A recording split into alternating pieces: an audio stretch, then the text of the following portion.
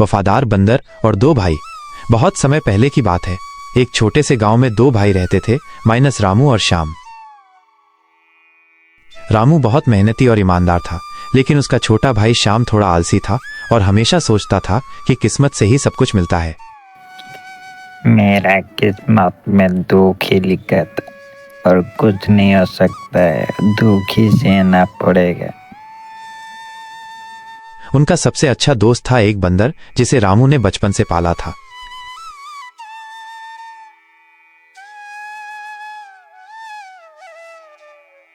एक दिन रामू अपने खेत में बैठा बहुत उदास था।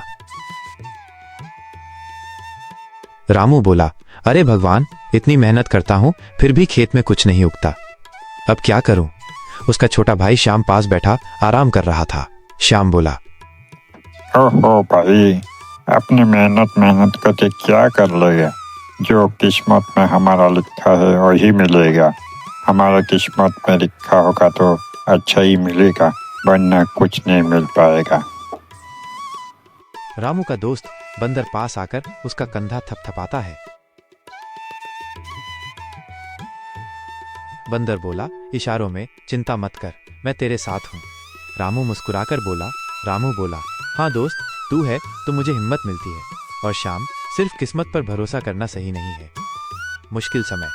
कुछ दिन बाद गांव में भयंकर सूखा पड़ गया। सबकी फसलें सूख गईं। रामू और बंदर ने तय किया कि वे कहीं और जाकर खेती करेंगे। रामू बोला, अगर यूं ही बैठे रहे तो भूखे मर जाएंगे, चल कहीं और कोशिश करते हैं। श्याम बोला, जाओ भाई, मैं तो यहीं रहूंगा, मेरी किस्मत मुझे जरूर कुछ देगी। रामू और बंदर एक लंबी यात्रा पर निकल गए। श्याम वहीं बैठकर अपनी किस्मत के भरोसे रहा, लेकिन उसे कुछ नहीं मिला और वो भूखा रहने लगा। नई उम्मीद। कई दिनों बाद रामू और बंदर को एक जगह काली और उपजाऊ मिट्टी मिली। रामू बोला, हे भगवान, यही जमीन मेरी आखिरी उम्मीद है। रामू और बंदर ने वहां कड़ी मेहनत शुरू कर दी।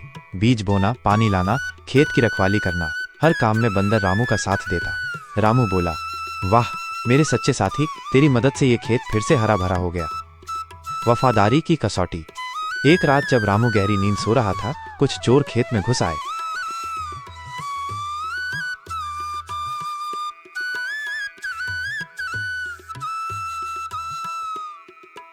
चोर बोला धीरे से, चलो भाई, इस मेहनती किसान का अनाज चुराते हैं। बंदर ने ये देखा और तुरंत पेड़ पर चढ़ गया। उसने पत्थर और डालियां तोड़कर चोरों पर बरसानी शुरू कर दी।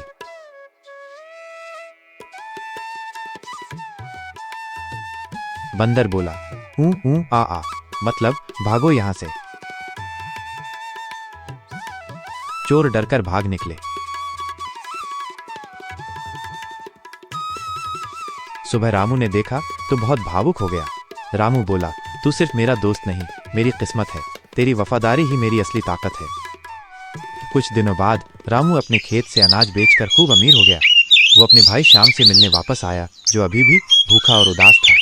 रामू बोला, भाई मैं तुम्हारी मदद कर सकता हूँ, लेकिन एक बात याद रखना, किस्मत भी उसी का साथ देती है जो मेहनत करता है। सीख। बच्चों, इस कहानी से हमें ये सीख मिलती है कि माइनस मेहनत और ईमानदारी हमेशा रंग लाती है। सिर्फ किस्मत पर भरोसा करने से कुछ नहीं मिलता, क्योंकि मेहनत ही असली किस्मत है। सच्चा साथी चाहे इंसान हो या जानवर, हमारी किस्मत बदल सकता है। ऐसे मज़ेदार वीडियो के लिए मेरे चैनल को सब्सक्राइब कीजिए। धन्यवाद।